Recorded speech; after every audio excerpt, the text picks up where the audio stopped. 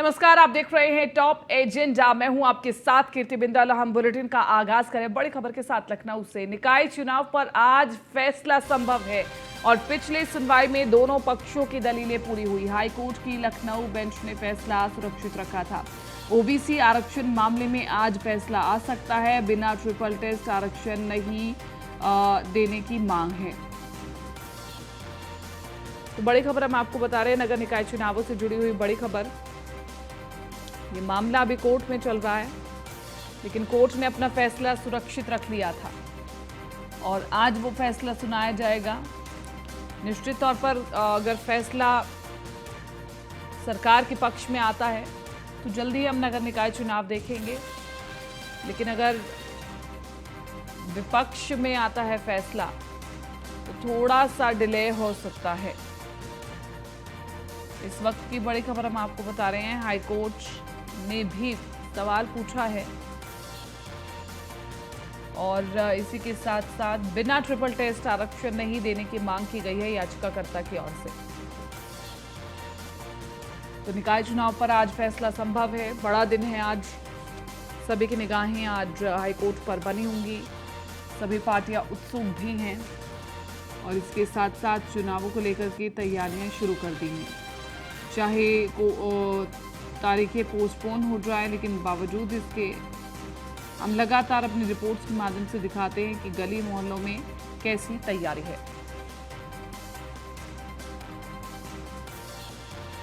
लखनऊ से बड़ी खबर, निकाय चुनाव पर आज फैसला संभव है और दोनों ही तरह की संभावना हो सकती है।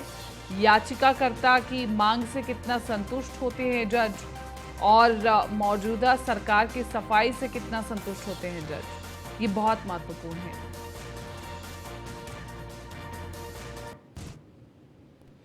हमारे साथ मनीष मिश्रा ज्यादा जानकारी के साथ लाइव बने हुए हैं। मनीष, आज का दिन बहुत महत्वपूर्ण, निकाय चुनाव को लेकर के आज फैसला होना संभव है। पक्ष और विपक्ष, अगर पक्ष के फैसला आता है तो क्या होगा और अगर विपक्ष के पक्ष में फैसला आता है तो क्या होगा?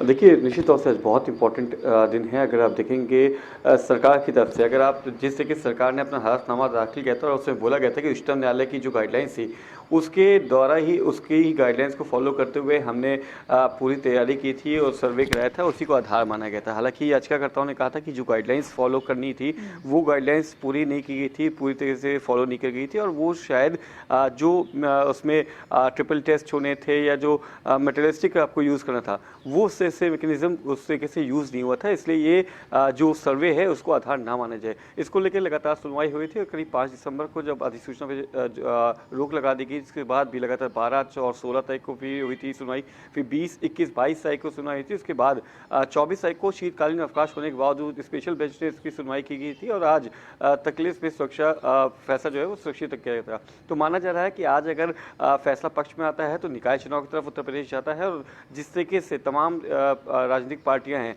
वो भले ही एक दूसरे पे आरोप प्रत्यारोप लगाएं पर चाहती हैं कि जिस तरह से जल्दी जल्दी चुनाव के बीच में जाए। खासतौर से विपक्ष बहुत ज़्यादा इस समय चुनावी मूड में होगा, क्योंकि जिस तरीके से अभी पिछले उपचुनाव में भारतीय जनता पार्टी का प्रदर्शन उस तरह से नहीं रहा था जिस तरीके से तमाम चुनाव में रहा है, उपचुनाव में रहा है, तो उसको देखते हुए कहीं ना कहीं विपक्ष अपने आप को ज़्यादा मजबूत स्थिति में समझता है और चुनाव की तरफ जाना चाहता है। हालांकि भारतीय जनता पार्टी के कल प्रदेश अध्यक्ष ने भी, जब संगठन बैठक हुई थी उसके बाद जब मीडिया से रूबरू हुए थे, उन्होंने कहा था कि हम चुनाव के लिए तैयार हैं। अगर हमारे पक्ष में, सरकार के पक्ष में फैसला आता है और उसमें चुनाव की घोषणा होती है, सूचना जारी कर दी जाती है, तो उसके बाद हम चुनाव की पूरी तरह तैयार हैं और चुनाव में जाने के लिए तैयार हैं। अब देखना ये होगा कि जिस तरीके से फैसला अगर इतर होता है, याचिकाकर्ताओं के हक में आता है, तो एक अलार्मिंग सिचुएशन होगी, न केवल उत्तर प्रदेश के लिए, तमाम राज्यों के लिए भी होगी। जिस तरह से जो सर्वे और आरक्षण लागू किया गया था उसको लेके, तो बहुत इंपॉर्टेंट दिन है और देखना होगा कि जैसे उच्च न्यायालय ने लगातार इसकी सुनवाई हुई थी और तमाम पक्षों को सुना था, विपक्ष को भी,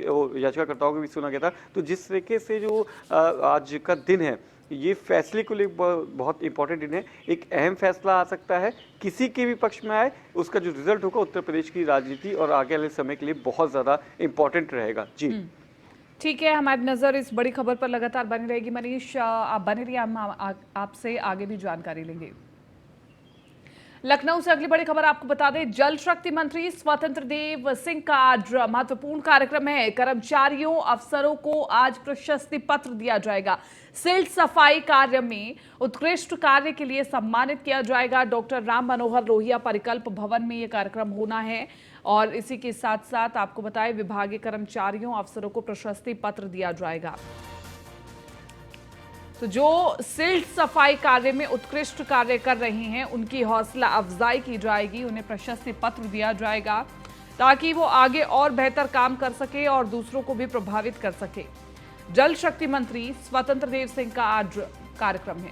एक्टिवली जल शक्ति मंत्री अपने विभाग में कार्य कर रहे हैं, कर्मचारियों से मुलाकात करते हैं, अधिकारियों से चर्चा करते हैं और बेहतर कार्य हो इस पर नजर बनाए रखते हैं। डॉक्टर राम मनोहर लोहिया परिकल्प भवन में कार्यक्रम होगा। इसी के साथ साथ आपको बताते चले, लखनऊ से बड़ी खबर, जल शक्ति मंत्री स्वतंत्र देव सिंह का आज बड़ा कार्यक्रम है। विभागीय कर्मचारियों अफसरों को प्रशस्ति पत्र दिया जाएगा। तो जो सिल्ट सफाई कार्य में उत्कृष्ट कार्य के लिए सम्मानित किया जाएगा, डॉक्टर राम मनोहर लोहिया परिकल्प भवन में कार्यक्रम होगा।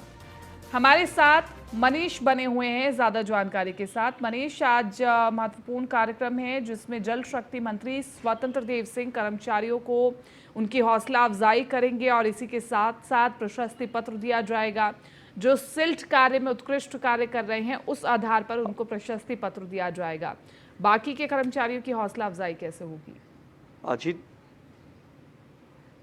जी निश्चित तौर से एक बहुत बड़ी पहल मानी जा रही है इसको कि जिस तरीके से जल शक्ति विभाग में जल शक्ति मंत्री जो स्वतंत्र देव सिंह है उत्तर प्रदेश के, वो एक बहुत बड़ी पहल के साथ जा रहे हैं कि जिससे हमने देखा कि लगातार दौरों पर रहते थे, जहां सिल्ट सफाई को लेके पूर्ववर्ती सरकारों में भ्रष्टाचार के आरोप लगते थे। सिल्ट सफाई को लेके तमाम बयानबाजी होती थी, तमाम जो राजनीतिक पार्टी होती थी उनका कहना होता था कि सिल्ट सफाई का जो कार्य होता है उसमें सबसे ज़्यादा भ्रष्टाचार होता था। सिंचाई विभाग के सबसे, अगर आप देखेंगे तो सबसे ज़्यादा अगर किसी चीज़ पर उंगली उठती थी वो सिल्ट सफाई पर होती थी, क्योंकि सिल्ट सफाई के नाम पे उसके बाद उसमें पानी छोड़ दिया जाता था तो उसकी आप पहचान नहीं कर सकते थे कि उसकी सफाई हुई है कि नहीं हुई। पर जब सिल्ट सफाई का कार्य हो रहा था उस समय खुद जल शक्ति मंत्री स्वतंत्र देव सिंह दौरों पर रहते थे, उन मौके पर जाते थे, वहाँ पे जो अधिकारी होते थे, जो कर्मचारी होते थे, उनसे पूरी जायजा लेते थे, वहाँ का मौके का जायजा लेते थे, उनसे बात करते थे और वहाँ की रिपोर्ट लेते थे। लगातार खुद दौरे किए जाने के बाद जब आप देखते हैं कि जिस तरीके से आपके जो कर्मचारी हैं, जो आपके विभागीय अधिकारी हैं, वो अगर अच्छा काम करें तो कहीं ना कहीं इनको सम्मानित करना चाहिए। इसी क्रम में आज आपको बता दूं कि सिल्ट सफाई जो कभी हमेशा से आपको बता दूं कि भ्रष्टाचार और सबसे बेकार काम करने के लिए माना जाता था, सबसे ज़्यादा उसमें भ्रष्टाचार होता था, उसको लेके आज उन्हीं सिल्ट सफाई के लिए उन विभाग के अधिकारियों और कर्मचारियों को प्रशस्ति पत्र बांटा जाएगा, जो कि बहुत बड़ा सम्मान माना जाएगा। माना जा रहा है तमाम और भी विभाग होंगे, जल शक्ति मंत्रालय के अंदर जो विभाग होंगे उनके जो कर्मचारी और अधिकारी होंगे उनके लिए कहीं ना कहीं प्रोत्साहन की बात होगी, कहीं ना कहीं एक मोटिवेशनल उनको मिलेगा कि आप अगर अच्छा काम करते हैं, जहां हमेशा आपके काम पे उंगली उठाई जाती थी, चाहे वो सरकार के लोग हों, चाहे ठेकेदार हों, चाहे आपके विपक्ष के लोग हों, लगातार कहीं ना कहीं आप देखते थे कि उनके कामों पे उंगली उठाई जाती थी। और ऐसे विभाग में जब आपके मंत्री आपके साथ खड़ा होता है, आपको प्रशस्ति पत्र बांटता है, आपको सम्मानित करता है, आपके अधिकारियों को, अपने कर्मचारियों को, तो कहीं ना कहीं एक मोटिवेशन होता है, एक मोटिवेशन मिलता है और आगे आने वाले समय में आपको काम करने की प्रेरणा मिलती है। इसी के तहत आज देखा जाएगा जब जल शक्ति मंत्री अपने संबंधित अधिकारियों को और विभाग के कर्मचारियों को सिल्ट सफाई कार्य योजना में उत्कृष्ट कार्य के लिए प्रशस्ति पत्र बांटते नजर आएंगे। एक बहुत बड़ी पहल है और माना जा रहा है कि आगे आने समय में ऐसी जो पहलें हैं वो कहीं ना कहीं विभाग को जिस तरह से उत्तर प्रदेश को उत्तम प्रदेश की ओर ले जाने के लिए खुद मुख्यमंत्री योगी आदित्यनाथ प्रेरणा देते रहते हैं। लगातार इसके लिए जो मंत्री होते हैं, उनके विभाग के जो मंत्री होते हैं, अधिकारी होते हैं, उनके साथ समीक्षा बैठक करते थे। तो कहीं ना कहीं ऐसी जो सम्मानित कार्यक्रम होते हैं जिसमें आप प्रशस्ति पत्र देकर अपने अधिकारियों को सम्मान करते हैं, उनका हौसला अफजाई करते हैं, तो आगे समय में कहीं ना कहीं वही विभाग आपको ऊपर लेके जाता है और उत्तर प्रदेश को उत्तर प्रदेश बनाने में कहीं ना कहीं एक कदम और आगे लेके जाते हुए नजर आता है। जी जी जी जी मनीष, आप बने रहिए, हम आपसे आगे भी जानकारी लेंगे। लखनऊ से अगली बड़ी खबर आपको बता दें, यूपी के सभी अस्पतालों में आज मॉक ड्रिल होगी। कोरोना को लेकर के सभी अस्पतालों में मॉक ड्रिल होगी। डिप्टी सीएम ब्रजेश पाठक ने दिशा निर्देश दे दिए हैं। आज सभी मेडिकल कॉलेजों और अस्पताल में 10 बजे मॉक ड्रिल होगा। कोविड संबंधित तमाम जो उपकरण होंगे उन्हें जांचा जाएगा। कोरोना को लेकर सभी अस्पतालों में होगी मॉक ड्रिल और ये बड़ा फैसला, बड़ा कदम। कोविड के आने वाले खतरे को देखते हुए किया गया है। Deputy CM Brajesh Pathak actively अब नए दिशा निर्देश दे रहे हैं कोविड को देखते हुए। तो आज सभी मेडिकल कॉलेजों और अस्पतालों में 10 बजे होगा मॉक ड्रिल। व्यवस्थाओं को जांचा जाएगा, कोविड संबंधी उपकरणों की जांच होगी। इसके अलावा मरीज सुरक्षित माहौल में आ सके, इसको लेकर के भी मॉक ड्रिल होगी। तो कोरोना को लेकर के सभी अस्पतालों में होगी मॉक ड्रिल। एक बार फिर से कोविड की चर्चा होने लगी है। अर्जेंटीना, चीन, ब्राजील, ये तमाम ऐसे देश हैं, ऑस्ट्रेलिया, जहां पर कोविड बहुत तेजी से फैल रहा है और ये खतरा भारत में ना बढ़े, इसके लिए सरकारें अब एक्टिवली कार्य कर रही है इन सभी पर। और आम जनता होने के नाते तमाम लोगों को भी सोचना होगा, सावधानी बरतनी होगी। तो कोरोना को लेकर के सभी अस्पतालों में मॉक ड्रिल होगी। मनीष हमारे साथ बने हुए हैं ज्यादा जानकारी के साथ संवाददाता। मनीष, बहुत महत्वपूर्ण है वो भी तब जब कोरोना की सबसे ज्यादा चर्चा हो रही हो, तो ऐसे में तमाम उपकरण सही हो और प्रॉपर सही मात्रा में हो, तो इसको लेकर के मॉक ड्रिल होना जरूरी है। 10 बजे मॉक ड्रिल होगी, इसके अलावा क्या खास? देखिए, आपको बता दूं कि चीन में जिस तरीके से एक बार फिर से कोरोना पैर फंसा है और साथ ही साथ तमाम विदेशों में भी आप देखेंगे कहीं ना कहीं कोरोना अपना पैर फंसाते नजर आ रहा है। उसको लेते हुए इंडिया में भी अलार्मिंग सिचुएशन की गई थी, उससे निपटने के लिए तैयारी की गई थी। लगातार अगर हम उत्तर प्रदेश की बात करेंगे, मुख्यमंत्री योगी आदित्यनाथ ने जब से कोरोना की खबर हुई थी कि चीन में ज़्यादा भयावह स्थिति है और विदेशों तक पैर फंसने लगा है, उसके बाद उत्तर प्रदेश, क्योंकि सबसे बड़ा राज्य आता है, सबसे ज़्यादा पॉल्यूटेड पॉपुलेशन के हिसाब से सबसे बड़ा राज्य आता है, तो कहीं ना कहीं उसकी जिम्मेदारी बनती है। और जिस तरीके से जिस तरीके से कोरोना काल में मुख्यमंत्री योगी आदित्यनाथ ने जो अपना मॉडल दिया था, उसको हर जगह सराहा गया था, न केवल देश में बल्कि विदेशों में भी योगी मॉडल को कहीं ना कहीं सराहा गया था। उसी को लेते हुए खुद मुख्यमंत्री योगी आदित्यनाथ लगातार टीम 9 बनाई गई थी कोविड निबंधन के लिए, उसके साथ लगातार बैठक करे थे। उसमें ये दिशा निर्देश दिए गए थे कि अस्पतालों में ये सुनिश्चित किया जाए कि दवाइयाँ हों, प्रॉपर मेडिसिन हों, प्रॉपर वैक्सीनेशन की तैयारियां हों, आइसोलेशन के जो वार्ड्स हैं वो तैयार हों, आइसोलेटेड बेड्स हों और आपके साथ वेंटिलेटर्स और तमाम जो चिकित्सा सुविधाएं होनी चाहिए कोविड के लिए वो तैयार हों। इसको लेके हुए ब्रजेश पाठक, जो कि उप मुख्यमंत्री हैं और चिकित्सा स्वास्थ्य मंत्री भी हैं, उन्होंने एक दिया था दिशा निर्देश दिए थे कि आज 10 बजे से एक मॉड्यूल होगा उत्तर प्रदेश के सभी जेलों में, सभी मेडिकल कॉलेज, सभी जो चिकित्सक शिक्षण हैं वहाँ पे आपको एक साथ ही 10 बजे शुरू होगा। उसमें सुनिश्चित किया जाएगा कि वहाँ पे जिस तरीके से जो मेडिसिन होनी चाहिए, जो वैक्सीनेशन होनी चाहिए, आइसोलेशन वार्ड्स में आइसोलेशन बेड्स तैयार होने चाहिए, वेंटिलेटर होने चाहिए, एक अलग से पाथ होना चाहिए, आइसोलेशन पाथवे होना चाहिए। और अगर कोई पेशेंट क्रिटिकल सिचुएशन में आता है, उसको कैसे इमरजेंसी में कैसे आप उसको आइसोलेट कर सकते हैं, इसको लेके भी पूरी तैयारी की जाएगी। तो इसको देखने के लिए आज करीब 10 बजे का समय रखा गया, जब एक साथ पूरे प्रदेश में मॉक ड्रिल की जाएगी, एक अलार्मिंग सिचुएशन की जाएगी कि कोविड को लेके एक अलार्मिंग सिचुएशन, उसके बाद एक पूरा प्रॉपर एक मॉक ड्रिल की जाएगी जो कि एकदम रियलिटी टेस्ट की तरह होगा कि किस तरीके से कोई पेशेंट होता है, उसकी तबीयत अगर खराब होती है तो उसमें अगर नंबर्स ऑफ पीपल्स बढ़ते हैं, पेशेंट्स बढ़ते हैं, तो उन समय आप कैसे सिचुएशन में होते हैं, कोई सिचुएशन पैनिक सिचुएशन ना हो, उसको लेके एक मॉक ड्रिल की जा रही है। जो माना जा रहा है कि जिस तरीके से कोविड प्रबंधन में लगातार योगी मॉडल की जो तारीफ होती थी, उसी हिसाब से पहले से ऐसी तैयारी की जाए कि आने वाले समय में कोई ऐसी चिंताजनक कोई स्थिति ना हो। हालांकि उत्तर प्रदेश की बात करेंगे तो बहुत ज्यादा केसेस अभी नहीं है। आगरा में कुछ 2 या 3 केसेस पाए गए थे, वो भी अगर अभी की बात करेंगे तो वो सिचुएशन में अब सही है, उनको घर भेजा जा रहा है। तो कहीं ना कहीं उस हिसाब से अभी ऐसी पैनिक सिचुएशन नहीं है। पर मास्क अप बोला गया है कि मास्क लगाएंगे, आपको उचित दूरी बनानी है, और जिस भी आप अगर हॉस्पिटल्स या किसी मेडिकल उसमें जाते हैं तो आपको मास्क अप होना बहुत ज़रूरी है। तो कहीं ना कहीं आम जन को भी बोला गया है कि आप थोड़ा सा प्रिकॉशंस लें, और इससे डरने की बात नहीं है, वैक्सीनेटेड हैं, तमाम तैयारियां हैं। और एक बार फिर से आम जन को ये विश्वास दिलाने की योगी सरकार की एक पहल है कि जिस तरीके से हम तैयारी हैं, हम अपने प्रदेश के वासियों को ये संतुष्ट करते हैं कि हमारी तैयारी पूरी है। उसी को लेकर एक मॉक ड्रिल रखा गया और माना जा रहा है कि 10 बजे ये मॉक ड्रिल होगा। इसकी पूरी निगरानी खुद उत्तर प्रदेश के डिप्टी सीएम ब्रजेश पाठक की निगरानी में होगा। जी ठीक। शुक्रिया तमाम इस जानकारी के लिए मनीष। और इसी के साथ साथ अब हम आगे बढ़ रहे, बात करें अगली बड़ी खबर की। जालौन दौरे पर सपा अध्यक्ष अखिलेश यादव और सुरेंद्र यादव मौखरी के निधन पर देंगे श्रद्धांजलि। पूर्व जिला पंचायत सदस्य थे सुरेंद्र यादव मौखरी, शोकाकुल परिवार से शोक संवेदना भी व्यक्त करेंगे। तो सुरेंद्र यादव मौखरी के निधन पर देंगे श्रद्धांजलि। इसी के साथ साथ जालौन दौरे पर है आज अखिलेश यादव। पूर्व जिला पंचायत के सदस्य थे सुरेंद्र यादव मौखरी, जिनके परिजनों से मुलाकात करेंगे, सांत्वना देंगे। शोकाकुल परिवार से शोक संवेदना व्यक्त करेंगे अखिलेश यादव। जालौन दौरे पर है अखिलेश यादव। सपा अध्यक्ष अखिलेश यादव का जालौन का दौरा काफी खास चल रहा है और सुरेंद्र यादव मौखरी के निधन पर श्रद्धांजलि देंगे। हालांकि अखिलेश यादव के जालौन दौरे को लेकर के काफी चर्चा हो रही है। बीजेपी की ओर से तंज कसते जा रहे हैं। तो शोकाकुल परिवार से शोक संवेदना व्यक्त करेंगे अखिलेश यादव। दिल्ली की मेजर ध्यानचंद स्टेडियम में पहले वीर बाल दिवस के अवसर पर विशेष कार्यक्रम आयोजित किया गया और इस कार्यक्रम में प्रधानमंत्री नरेंद्र मोदी ने भी हिस्सा लिया। ये कार्यक्रम साहिबजादों की कुर्बानी को समर्पित था। कार्यक्रम में पहुंचे पीएम मोदी ने वीर साहिबजादों को श्रद्धांजलि अर्पित की और कार्यक्रम को संबोधित किया।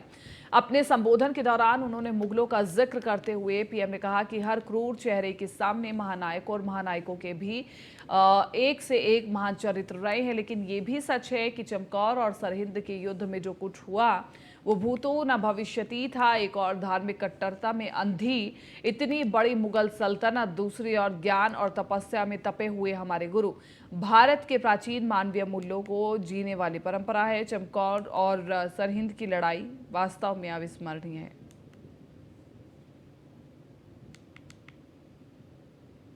हम पीढ़ियों से याद करते आए हैं। आज एक राष्ट्र के रूप में उसे एकजुट नमन करने के लिए एक नई शुरुआत हुई है।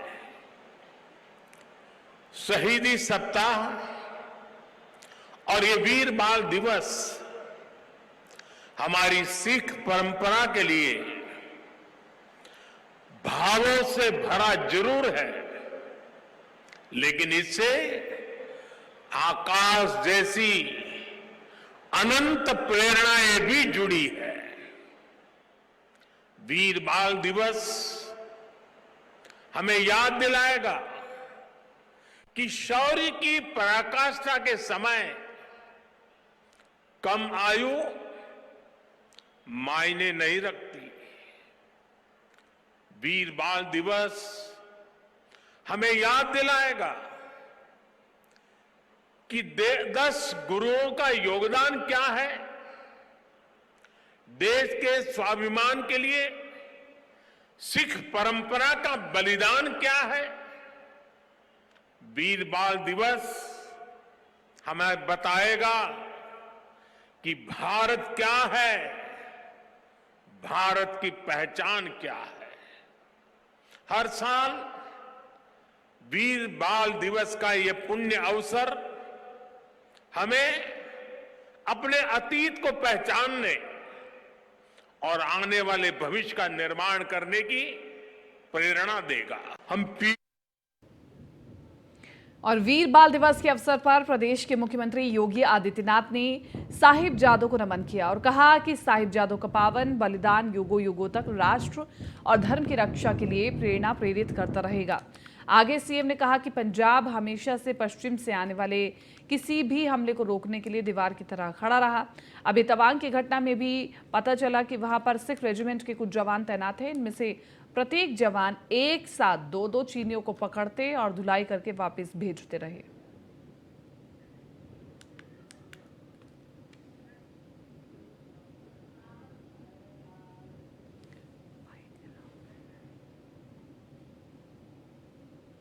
गुरु साहब की यात्रा यहां पर आई है। मैं इसके लिए आप सबका हृदय से अभिनंदन करता हूं।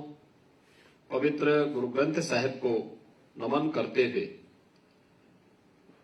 आप सबका हृदय से धन्यवाद ज्ञापित करता हूं कि आपने देश के यशस्वी प्रधानमंत्री आदरणीय श्री नरेंद्र मोदी जी के द्वारा घोषित 26 दिसंबर की स्थिति को साहिबजादा दिवस के रूप में, बाल दिवस के रूप में आयोजित करने के मुख्यमंत्री आवास के इस कार्यक्रम में आप सब पधारे हैं। मैं इसके लिए आप सबका हृदय से अभिनंदन करता हूं। मेरे लिए, हम सब के लिए यह दिन सिख गुरुओं के प्रति और गुरु गोविंद सिंह जी महाराज के 4 साहबजादों के बलिदान के प्रति कृतज्ञता ज्ञापित करने का भी एक अवसर है। सिख गुरुओं का जो त्याग था, जो बलिदान था, वह तो एक प्रेरणा है ही। गुरु साहब की याद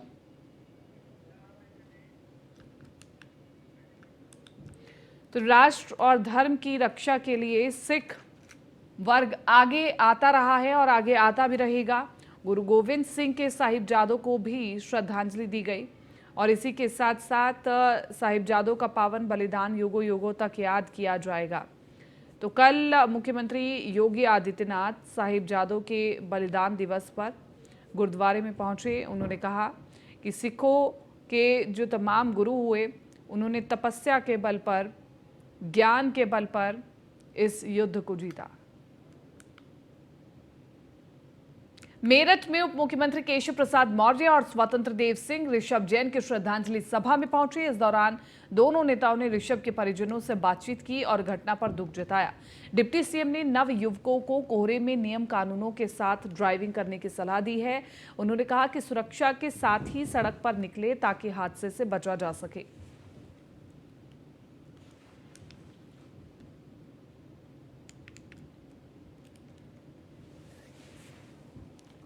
तो ये तस्वीरें हम आपको दिखा रहे हैं।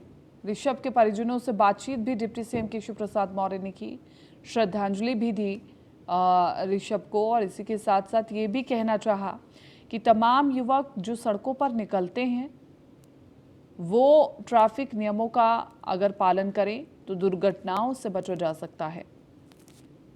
दोनों नेताओं ने घटना पर दुख जताया है। तमाम तस्वीरें हम आपको दिखा रहे हैं जब मेरठ में डिप्टी सीएम पहुंचे और इसी के साथ साथ ऋषभ के परिजनों से बातचीत भी की।